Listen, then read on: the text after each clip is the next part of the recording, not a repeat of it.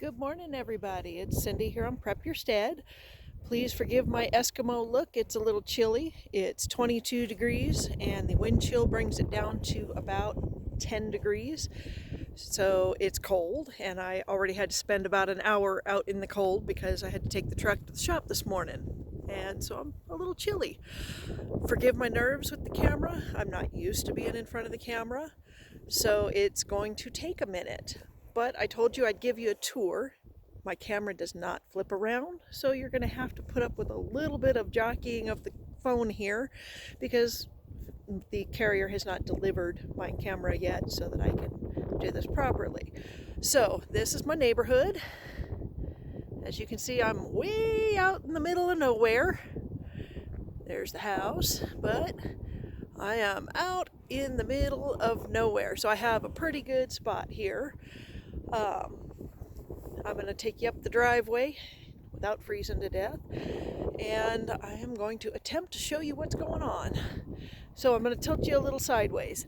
This right here is where the garden will be going. Right now, obviously, no garden. Lots of snow coming in this week, so it's going to get a lot worse.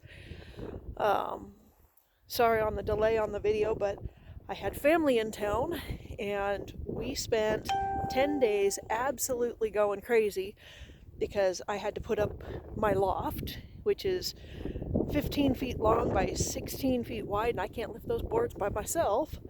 So I had to wait for the family to come in. We got the loft up, we put up some drywall. My insulation is mostly up now, so I might be warm.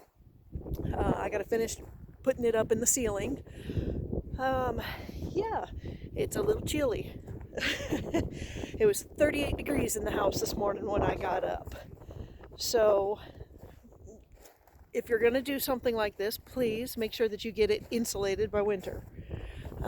Wood pile, that's what I have to cut.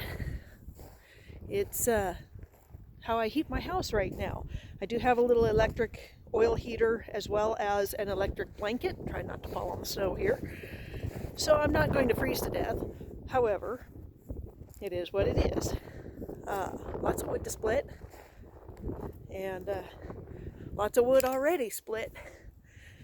I'm now standing where my carport's going to go, keep the vehicles under the carport because apparently here we get hail the size of softballs. So that is something I am not really looking forward to, but it is what it is. And when you have a spot where you bug out to and you are going to create a self-sufficient homestead, that's what you get.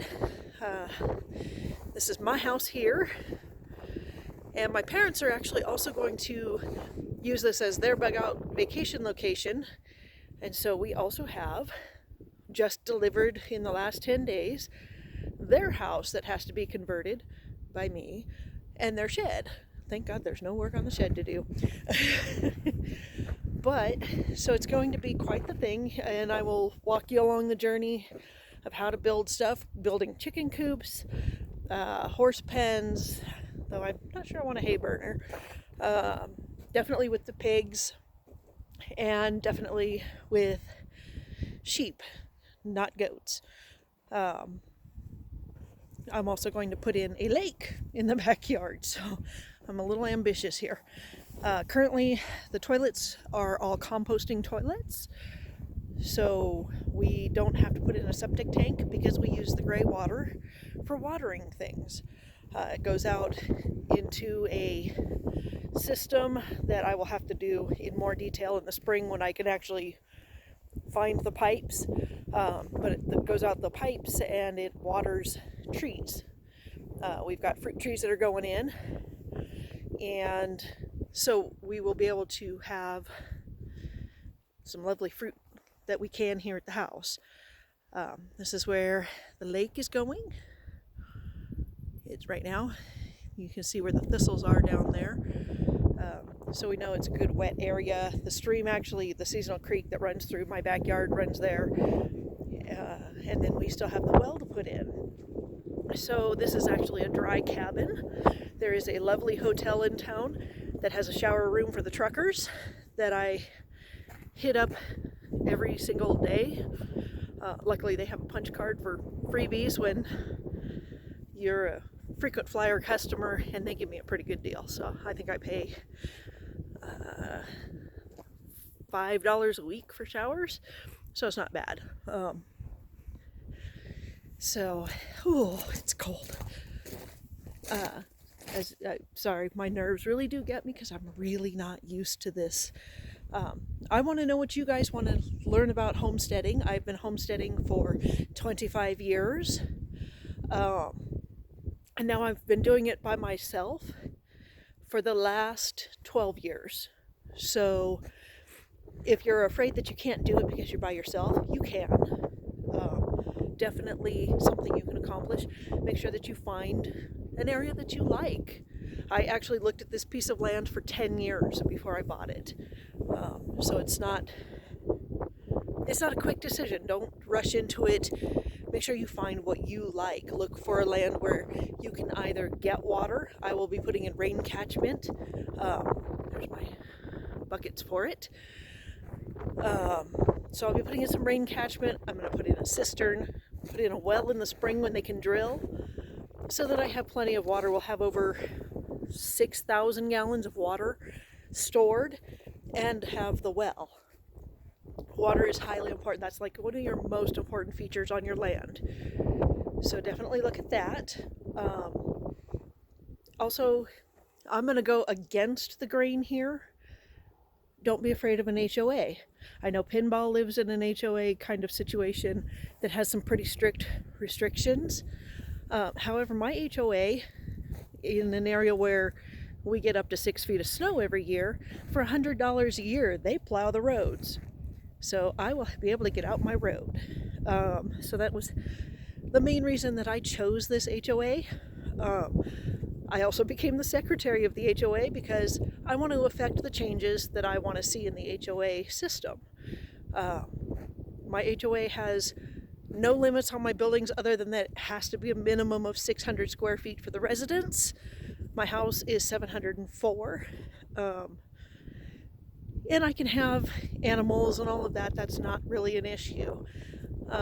So make sure that if you're looking at land and trying to find where you want to be, make sure that when you put in your offer, if it's an HOA, take a look at the HOA rules. It's not necessarily a no-go.